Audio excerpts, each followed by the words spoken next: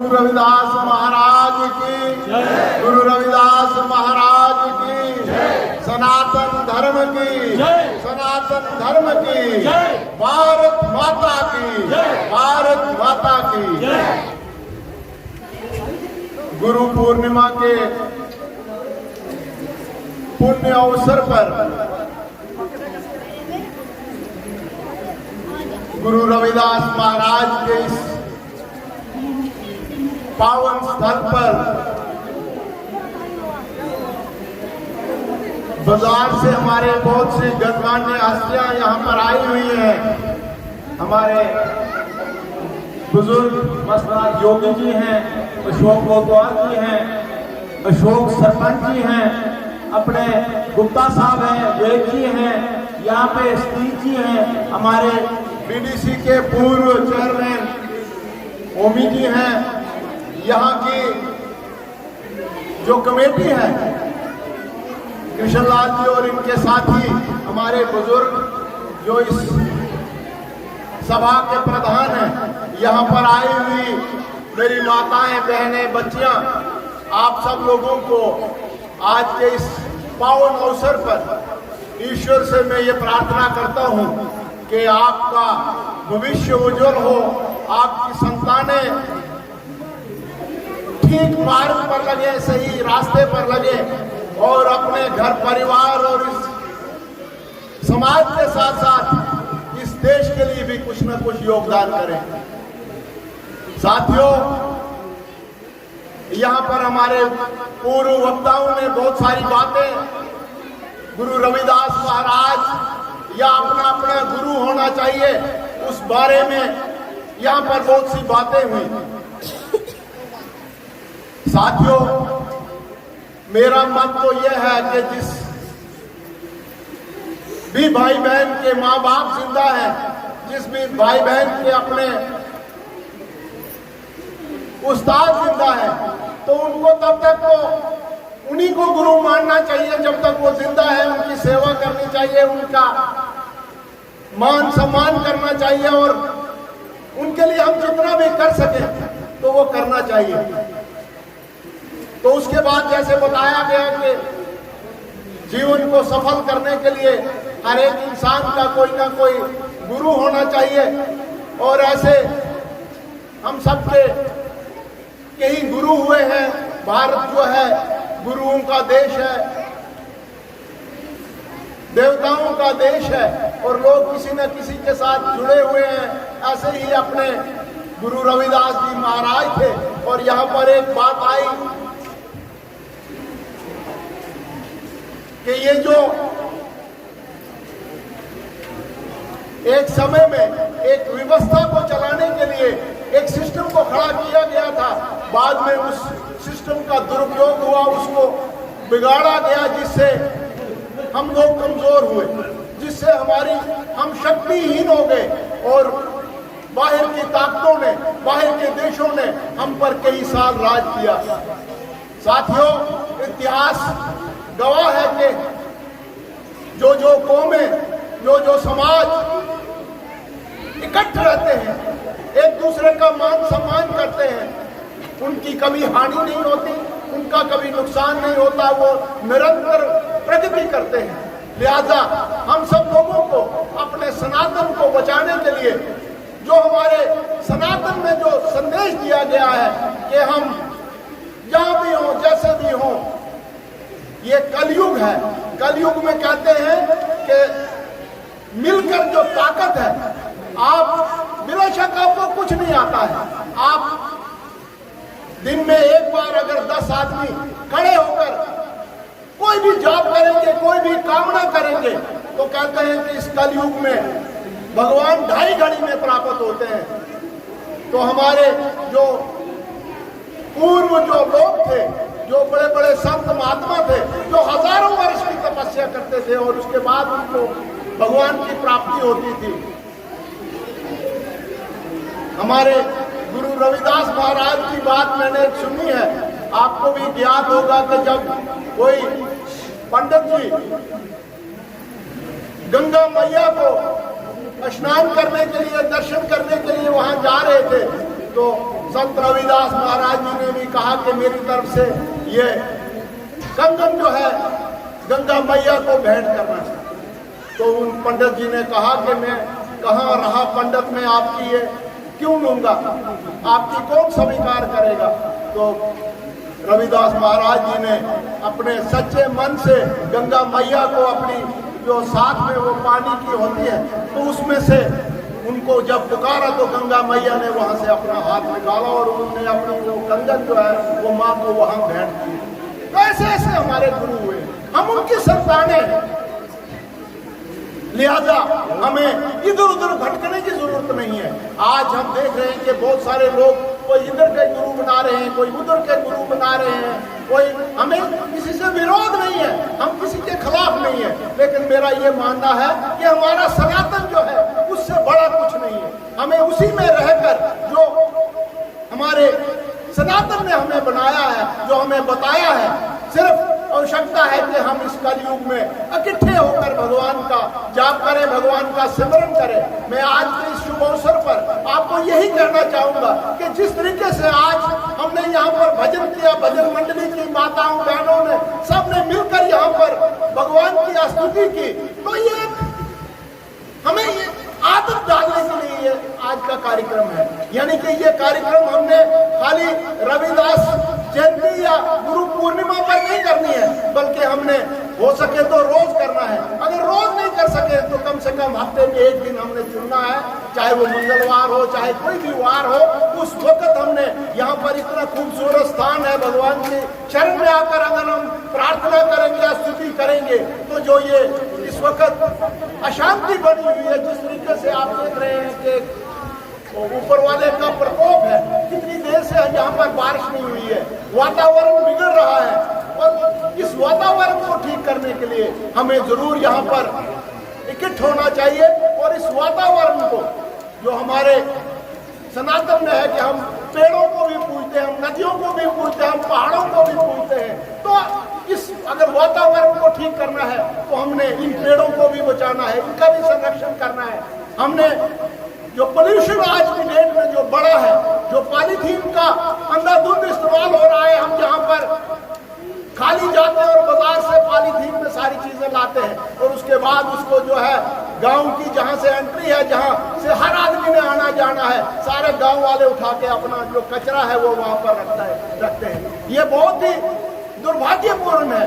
सरकार की तरफ से कुछ ऐसे इंतजाम किए गए हैं कि आपका जो कचरा है, आपका ये जो पॉलीथीन है, इसको इधर उधर फेंकने से अच्छा है इसको हम कहीं पर इकट्ठा करें, जमा करें। और सरकार की तरफ से ऐसा प्रबंध है कि महीने 15 दिन में कोई न कोई आकर वो कचरा जो है आपका यहाँ से लेके जाएगा। और इस कचरे से भी आज जो हमारा रोड का ऊपर जो ब्लैक टॉपिंग है उसका एक नया मॉडल आया है कि उसको हम प्लास्टिक के साथ जो है उस रोड को पक्का कर सकते हैं। इस सिमत में भी सरकार बड़े सारे काम कर रहे हैं, पर खाली सरकार कोई काम करे तो वो काम जमीन पर नहीं पहुंचते हैं। उस पर हम सब लोगों का सहयोग, हम सब लोगों का योगदान होना चाहिए। तो हमारा योगदान यही है कि हम अपने इस कचरे को, उस पॉलीथीन को यहाँ वहाँ ना फेंके, अपनी जमीन को प्रयोग न करें, अपनी नदी नालियों को जो है खराब बर्बाद न करें, उस सारे कचरे को कहीं ना कहीं घर में जमा रखें। एक गुत्थी में हम उसको अगर जमा रखेंगे और आप बताइएगा कि आपके पास महीने 15 दिन के बाद कोई ऐसी गाड़ी हम भेजेंगे जो आपका कचरा लेके जाएगी, आपका माहौल भी बचेगा और उससे सरकार को भी कोई ना कोई फायदा होने वाला है। साथियों, यहाँ पर कमेटी ने मुझे बताया कि हमने पिछली बार कोई कमिटमेंट की थी, पर मैं आपको ये कहना चाहूँगा कि हमारा ये डिस्ट्रिक्ट डोडा जो है बहुत बड़ा डिस्ट्रिक्ट है, 5-5.5 लाख की इसकी आबादी है, 237 के आसपास पंचायतें हैं और हर जगह पे कोई कहे कि कोई बात याद रहती है, ऐसा संभव नहीं है। लिहाजा मैं आपसे कहूँगा कि आपकी ही कहीं ना कहीं कमी रही होगी कि आपने दोबारा याद नहीं करवाया था, बोला था, आज शायद आप बोल रहे हैं। तो अब मैं आज भी यही कहूँगा आपको कि अगर आप आज भी बोलोगे तो फिर मैं दूसरी बार आऊँगा तो काम आपका नहीं होगा। काम कैसे होगा कि आपकी जो कमेटी है वो बार बार मुझे याद करवाएं, बार बार तंग करें, क्योंकि हम लोग जो है हम आपके वोट से बने हैं, आप लोगों के काम करने के लिए बने हैं। आप पर हमारा कोई आसान नहीं है, ये एक सिस्टम है। भारत सरकार ने, आप देखिए कि हमारा देश जो है 70 साल में जो है पहली बार यहाँ पर ये बीडीसी और डीडीसी का गठन हुआ है। पहली बार पंचायतों को एम्पावर किया गया है। ये तब एम्पावर हुआ है जब यहाँ से दफा 370 और 35 से हटा है। और ये इसीलिए है कि आप लोगों के काम जो है आपके घर में बैठकर हों, आपकी मर्जी से हों, इसके लिए पंचायत का गठन किया गया था। इसलिए बीडीसी और डीडीसी जो बने हैं, हम भारत सरकार के बहुत ही शुक्रगुजार होना चाहिए कि जिन्होंने ये व्यवस्था जो है पूरे देश के साथ साथ जम्मू कश्मीर में भी इसको लागू किया है। ये पहली बार का मॉडल था, नई नई बात है। बहुत सारी चीजों में कमियां रही हैं, बहुत सारी चीजें जो करनी चाहते थे वो ठीक तरीके से अभी हुई नहीं है, लेकिन आने वाले समय में ये और सुधरेंगी और इसमें जो है तरक्की होगी, गांव-गांव का विकास होगा, देश का विकास होगा। और साथ में एक बात और मैं कहना चाहूंगा कि हमारे पिछले इस कार्यकाल में 10 सालों में यहाँ पर हमें ज्ञात होगा कि 10 साल पहले जो है यहाँ पर आतंकवाद कैसे होता था, कितने हमारे लोगों को जो है निर्दोष लोगों को उनकी हत्या की गई, कितने नरसंहार हुए, कितने हत्याकांड हुए, जैसे कुल्हाड़ कांड, बरशाला कांड, जैसे चापनाड़ी कांड। तो इन सारी चीजों के ऊपर प्रतिबंध लगा था। आपने देखा होगा कि पिछले 10 सालों में बहुत शांति आई थी। लोग जो है अपनी छोड़ी हुई जगहों पर दोबारा जा रहे थे। पहाड़ों पर हम जो सैर करने के लिए जाते थे, कैलाश जाते थे, दूसरी तीसरी जगहों पर जाते थे, वो किस लिए कि यहाँ पर अमन था, यहाँ का माहौल जो है बिल्कुल ठीक हो गया था। लेकिन बाहर के देश जो है भारत के इस अमन को वो पचा नहीं पा रहे हैं। आपने सुना होगा कि हमारा देश जो है इसको सपेरों का देश कहा जाता था, इसको मांगने वालों का देश कहा जाता था। लेकिन भारत सरकार की निरंतर प्रयासों से आज हमारा देश जो है पिछले 12वें 13वें नंबर से आज जो है 5वें नंबर पर आ गया है। देश की जीडीपी जो है वो 12वें 13वें नंबर से आज 5वें नंबर पर दुनिया के 5 बड़े अमीर मुल्कों में जो है भारत का शुमार हो रहा है। और आने वाले कुछ ही सालों में हम तीसरे नंबर पर दुनिया के पहले 3 मुल्कों में, अमीर मुल्कों में जो है हमारा नाम आने जा रहा है। वो सब आप लोगों के सहयोग से है, आप लोगों के योगदान से है। तो बाहर के देशों को ये चीजें जो है हाजम नहीं हो रही है। आपको ज्ञात होगा कि पिछले जब चुनाव हुए तो यहाँ पर एक नारा लगाया था कि इस बार 400 पार होना चाहिए, लेकिन उस नारे का गलत जो है अर्थ निकाला गया। विपक्ष ने कहा कि ये 400 पार करके देश के संविधान को बदलेंगे, देश के कानून को बदलेंगे, जो एक प्रोपेगेंडा था। और जो उसमें कहा गया था कि ये रिजर्वेशन को खत्म करेंगे। साथियों, ऐसा कुछ नहीं था, ये एक प्रोपेगेंडा था।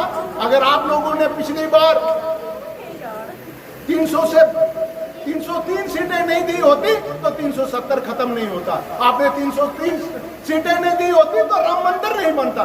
तो ऐसे ऐसे फैसले जो देश के हित में होने थे वो फैसले इस सरकार ने करने थे।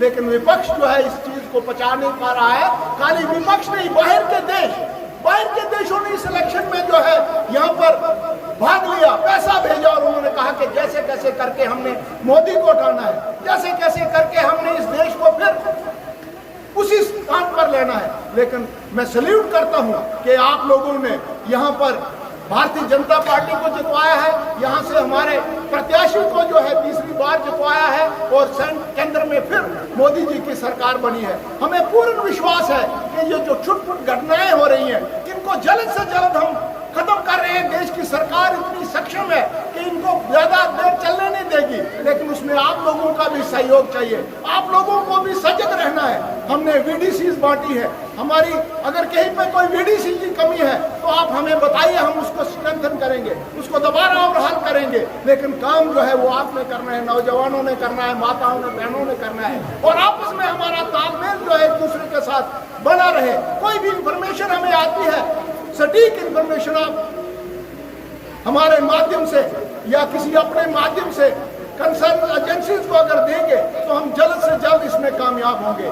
ये आने वाले 1-2 महीने अभी क्रूशियल है। आपने सुना होगा कि उन कायरों ने कई हमारे नौजवानों को जो है उन पर हमले किए हैं और ये आगे भी इसकी संभावना है। हमें बिल्कुल होशियार रहना है, हमें बिल्कुल सजग रहना है और आने वाले समय में 1-2 महीने के बाद ये सारा सिस्टम जो है आपका फिर दोबारा ठीक ठाक होगा, वैसे का वैसा ही होगा। यहाँ पर जो इन्होंने कमेटी ने मुझे जो आदेश दिया है कि यहाँ पर शमशान घाट को कुछ वहाँ पर पैसा दरकार है और ये एक रास्ते की बात की है यहाँ से सड़क तक, तो मैं सिर झुकाकर आपकी इस मांग को जो है पूरा करने का आश्वासन देता हूं। लेकिन फिर एक बात कहूंगा कि आप इसके पीछे लगिए, मेरे पीछे लगिए, ताकि आपका काम जो है जमीन पर उतरे। सरकार ने बहुत बार बड़े सारे पैसे दिए हैं, लेकिन हम देखते हैं कि वो बीच में ठेकेदार खा जाता है, बीच में सेक्रेटरी खा जाता है, तो बाद में आप कहते हो जी हमारा काम ही नहीं हुआ। तो वो काम करना जो है उसकी क्वालिटी को मेंटेन करना गाँव की जिम्मेवारी है। ये जो पंचायत राज है, इसमें पंचायत के पंच सरपंच को नहीं, आम आदमियों को भी उतनी पावर है कि वो अपनी बात जो है, अगर वो 100 लोगों में से 10 लोग कोई बात पास करते हैं तो वही बात होनी है। उसको मैं क्या, प्रधानमंत्री जी में भी करते हैं।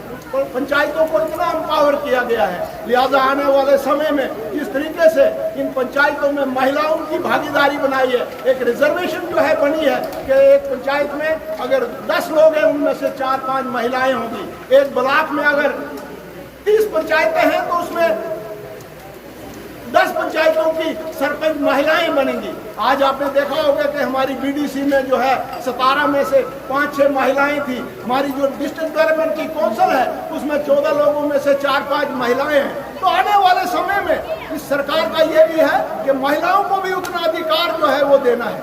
मोदी जी ने ट्रिपल तलाक को खत्म करके मुस्लिम महिलाओं के लिए भी बड़ा सारा काम किया है और आपके लिए तो कर ही रहे हैं। घर घर में, हर घर में गैस पहुंचाई है। हर महिला के नाम पर जो है प्रधानमंत्री आवास योजना में अगर कोई पैसा सैंक्शन होता है वो महिलाओं के नाम हो रहा है। कितनी बड़ी बात है। लिहाजा हम सब लोगों ने इस देश की तरक्की में, विकास में आपस में इत्तेफाक से खड़े होना है और अगले आने वाले जो एक नारा है कि भारत को विश्व गुरु बनाया जाएगा, दुनिया की सबसे बड़ी ताकत बनाई जाएगी, तो उसमें आप सब लोगों का सहयोग, समर्थन, आपका जो योगदान है वो दरकार है। इसी के साथ मैं अपनी बात खत्म करता हूं और एक बार फिर इसकी ऑर्गेनाइजिंग कमेटी को धन्यवाद दूंगा कि उन्होंने इस मौका पर मुझे याद किया और यहाँ पर बुलाया, जो मान और सम्मान दिया, इसके लिए मैं आपका फिर एक बार शुक्रिया अदा करता हूँ।